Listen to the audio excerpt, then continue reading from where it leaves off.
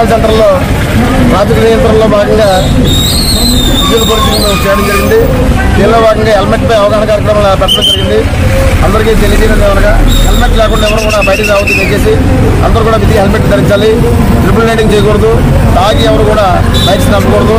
అదేవిధంగా without licence ఎవరు కూడా బయట రాకూడదు. అందరూ కూడా విధిగా రికార్డు కలిగి ఉండాలి. ఇప్పుడు ఫైన్ కూడా మన విజయవాడ సిటీలో ఇదివరకన్నా ఎక్కువ ఫైన్లు విధించబడుతున్నాయి. సెల్ ఫోన్ డ్రైవింగ్ అయినా, వితౌట్ లైసెన్స్ అయినా, ట్రక్ అండ్ డ్రైవ్ అయినా వేలల్లో ఫైన్స్ ఉన్నాయి. కాబట్టి దయచేసి అందరూ కూడా విధిగా హెల్మెట్ ధరించండి. ట్రాఫిక్ రూల్స్ పాటించమని సందర్భంగా కోరుతున్నాను. అదేవిధంగా వన్ వే కూడా క్లియర్గా ఫాలో కావాలి. షాప్ యజమానులు తెలియజేయండి ఏమన్నా బళ్ళు మీ షాపుల ముందు బళ్ళు పెట్టేస్తున్నారు దానికి కనీసం మీరు ఎవరు కూడా చెప్పట్లేదు. మేము వచ్చి ఆ బళ్ళు మీద ఫైన్ విధిస్తే